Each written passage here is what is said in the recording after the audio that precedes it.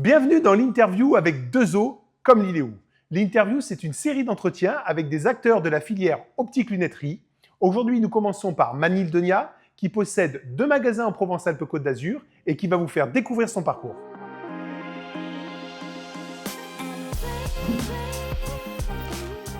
Salut Manil, Salut Jérémy, comment tu vas? ça va très bien et toi? Écoute, nickel. Ravi de te recevoir chez Liléo. Merci, je suis très content d'être là aussi. Manil, en quelques mots, est-ce que tu peux te présenter? Manil Denia, j'ai 28 ans, je suis opticien entrepreneur et j'ai cofondé Denias Optical il y a 2 ans maintenant. Combien de magasins tu as aujourd'hui? Là, aujourd'hui, on est à 2 magasins, Ok. dont un qui est à Jouan-les-Pins, qui a ouvert il y a quelques mois maintenant.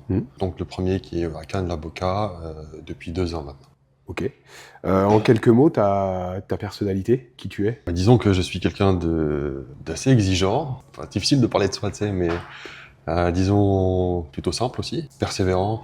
Quand j'ai mon objectif en tête, je fais tout pour y l'atteindre. arriver. Ouais. Je fais beaucoup attention aux détails. Ton regard sur le métier aujourd'hui, en quelques mots aussi. Comment tu vois l'optique aujourd'hui? Le métier d'opticien, c'est un magnifique métier. C'est un métier polyvalent, on touche vraiment à tous les aspects, que ce soit de la technicité, au niveau commercial aussi, et bien sûr la santé visuelle. On est professionnel de santé, faut pas l'oublier, faut toujours le rappeler. Maintenant, le métier évolue et change. Quand on est aussi à son compte maintenant, on se concentre plus sur le marketing, la communication et tout ce qui va avec. Ok, bon, c'est clair. Le concept est simple de l'interview, en fait. C'est 3 thèmes, donc le passé, le présent, le futur. Je te propose qu'on aille dans ton passé. Manil, on est dans ton passé. Tu es relativement jeune. Oui. Tu as 28 ans, donc on remonte pas si loin que ça. Malgré tout, j'aurais aimé savoir, ma première question, est-ce que l'optique était une opportunité ou une évidence? Un peu des deux, je dirais. Ok. Je suis issu d'une famille d'opticiens. Ok. Donc c'est ce qui touche un peu à l'évidence, tu vois.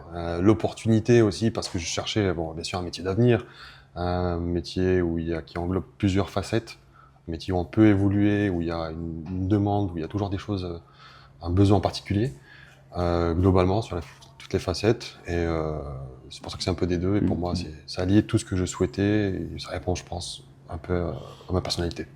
Tes études, ton environnement familial, comment ça s'est passé pour devenir opticien? Pour eux, c'était une évidence. Ouais, coup, ok. puisque, Ok.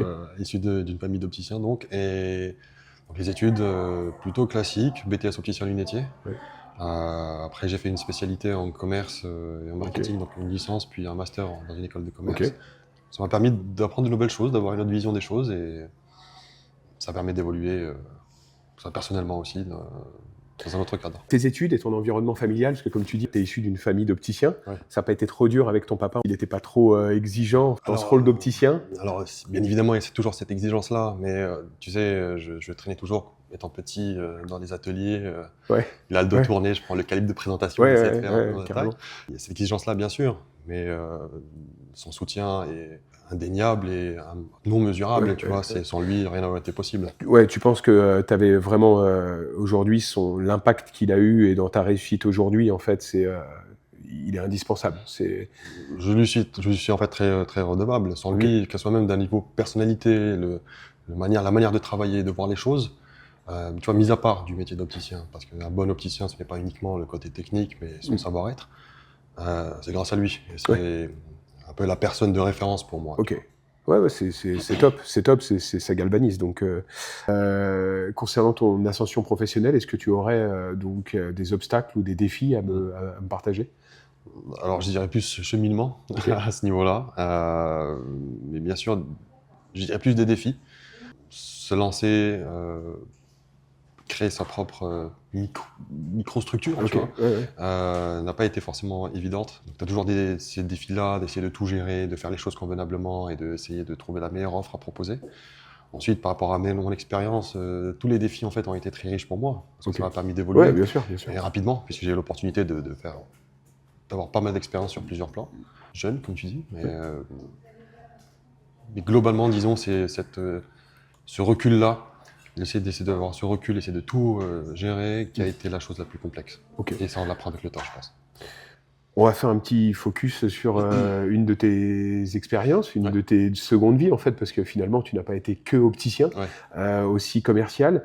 J'aimerais qu'on parle de la société Seaview, Oui. pour laquelle tu as travaillé.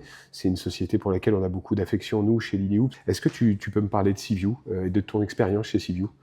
Alors, c'était formidable, un seul mot. Ok. Pour moi, Seaview, c'est l'une des plus belles expériences que j'ai eues dans ma carrière. J'ai appris énormément de choses. C'est une boîte incroyable d'un point de vue prouesse technologique.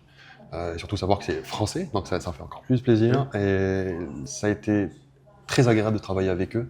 De leur côté, de façon humaine, de leur développement en interne, mais aussi de la solution. T'en gardes une excellente expérience. J'en garde une excellente expérience et en tant qu'opticien, je suis parfaitement convaincu de la solution. Oui. Et c'est du bon sens pour moi et ça rentre dans l'évolution de notre métier. Si je vois parfaitement sa place dans n'importe quelle boutique. Je pense. Je suis entièrement d'accord avec toi.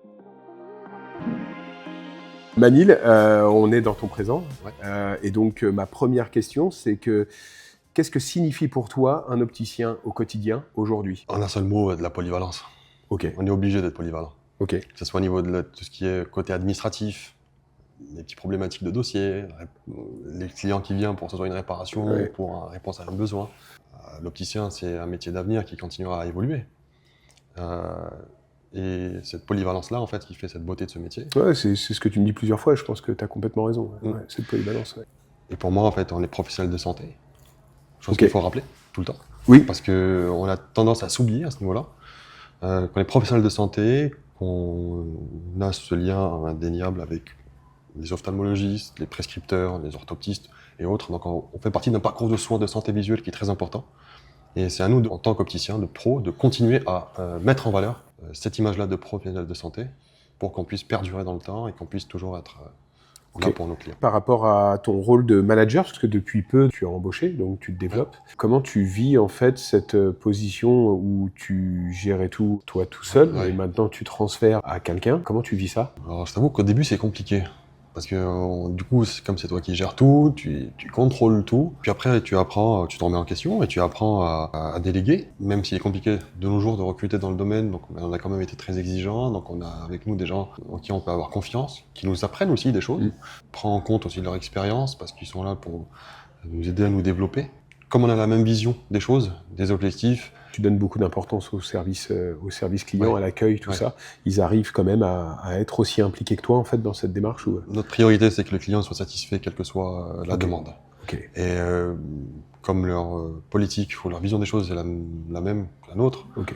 on a facilement pu, disons, se comprendre, s'entendre et avancer ensemble dans l'aventure. Ok.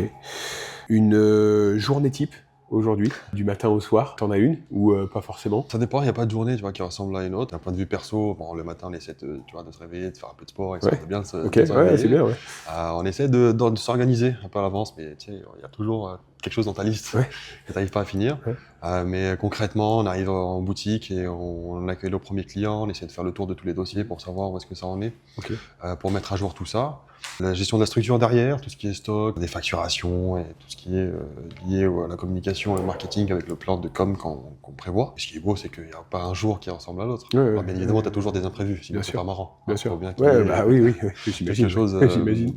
dans ta semaine. Ouais, carrément. Mais c'est ce qui fait la beauté de cette aventure. Tu as un rôle d'acheteur, donc tu parlais de tes deux magasins et donc de ces positionnements qui sont quand même différents.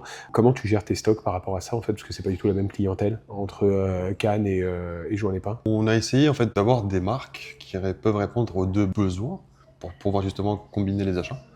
Bien évidemment, on trouvera des marques dans l'un et pas dans l'autre. Ok. Mais globalement, disons 60% du stock en fait, a été pris par des marques qui proposent aussi différentes gammes pour que je puisse répondre à chacun des. Ok. T'as pas eu trop de soucis à gérer ces stocks sur des clientèles différentes comme ça? Au début, c'est toujours un peu une sorte de pari. Oui. On a beau analyser, on a beau voir, observer, mais c'est concrètement sur le terrain qu'on sait ce qui marche pas, ce qui plaît, ce qui ne plaît pas. Mais évidemment, il y a des tendances. De nos jours, ça va super vite. On a eu la chance aussi d'être accompagné par notre centrale, l'USE, qui nous a permis de mieux cibler, de mieux choisir nos marques. Ensuite, chaque modèle est choisi par nos soins. On fait attention à ce que ça soit d'un point de vue technique que ce soit lié au SAV, au montage, mais aussi à l'esthétique, aux tendances. On ne nous envoie pas un pack, tu vois, on prend le temps nous-mêmes pour que nos clients trouvent toujours leur bonheur en magasin. Manil, j'ai une dernière question sur ton présent concernant ton rôle de communicant, enfin les réseaux sociaux. Parle-moi de ça. Est-ce que tu es actif? Qu'est-ce que tu fais? Alors, les réseaux sociaux de nos jours, c'est le nerf de la guerre. On est obligé d'être présent. Ok. On essaye au quotidien de trouver dans notre organisation des créneaux pour pouvoir avoir une stratégie de communication évidente, cohérente. C'est l'avenir, c'est avec ça. Si on ne dit pas qu'on est là, personne ne sera. On a tous ce téléphone ou ce moyen en fait, qui permet... c'est omniprésent aujourd'hui. On était sur avant, c'était les journaux, les panneaux, mais maintenant c'est le téléphone, donc les réseaux sociaux. Quel réseau en particulier ou plusieurs? T'en as un de prédilection en fait qui... Alors... Instagram, déjà, et bien évidemment TikTok. Ok. Il y a un algorithme qui est surpuissant et ça peut être... TikTok plus puissant qu'Insta, tu trouves Je trouve qu'ils ont un algorithme plus puissant et qui répond, disons, qui peut te permettre de cibler mieux. Ok. Après, c'est l'objectif de ces plateformes, de faire en sorte de te garder le plus dessus. Mais jouer sur les deux, c'est plus important parce que forcément, ce n'est pas la même cible aussi. TikTok n'est plus sur des utilisateurs un peu plus jeunes, donc plus dynamiques, plus réactifs. Instagram, c'est un peu plus global. Je pense qu'il va continuer à perdurer, parce que Instagram, ça se développe. C'est pas comme Facebook, qui se limite un petit peu. De toute façon, ça va plus s'arrêter s'arrêter aujourd'hui, ça c'est sûr. Et pour LinkedIn, tu le vois comment? C'est plus interpro, en fait, c'est plus pour les professionnels. J'essaie d'être présent pour développer ça, tu vois, mais c'est très pro. C'est plus je pro, le vois comme très pro, c'est plus pro, histoire de renforcer des liens, des partenariats, ou peut-être continuer à évoluer d'un point de vue business. Mais je ne suis pas encore au niveau où tu vois, publie et fait des posts. On en a un ici, effectivement, en fait, qui est assez actif. Je m'inspire. On en a fini avec ton présent, Manil. On va aller maintenant vers le futur et la vision que tu auras de l'optique dans le futur. Manil, on est dans le futur. Est-ce que pour toi, le métier d'opticien est un métier d'avenir? Bien sûr.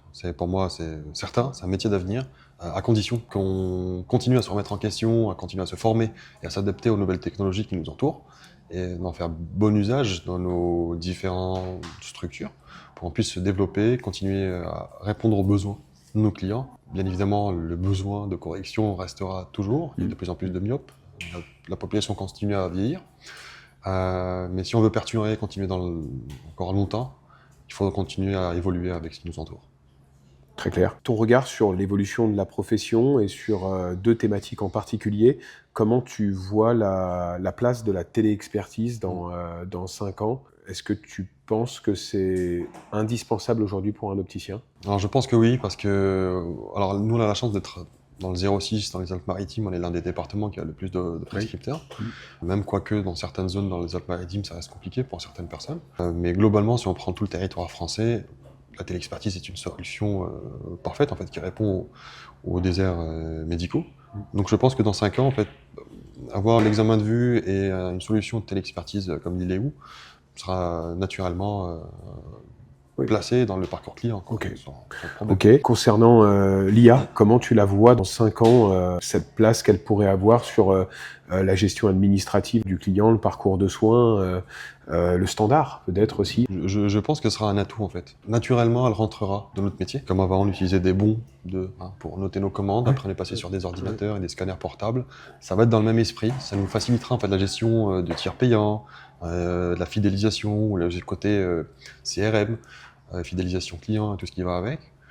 Je pense que ça va être un atout, que ce soit aussi au niveau de tout ce qui est examen de vue, comme CView par exemple. Tout ça, enfin, sera un combiné, tant qu'elle est bien maîtrisée, qu'on s'adapte à tout ça et qu'on évolue avec ça. Je pense que le métier d'opticien se transformera, évoluera. C'est très clair, Manil. Je te remercie. On a fini avec ces questions concernant ton futur. Manil, pour conclure, est-ce que tu pourrais nous partager le mot de la fin? Pour conclure, je dirais qu'on a un très beau métier, qu'on devrait, en tant qu'opticien, continuer à travailler ensemble, défendre notre profession, mettre en avant notre côté professionnel de santé, pour répondre au mieux à nos clients. Il faut oser. Si on ne le fait pas, personne ne le fera pour nous. Et rien lâcher, comme tu fais au quotidien. Et continuer à se remettre en question pour avancer au mieux. Merci Manil. Merci à toi, Jérémy.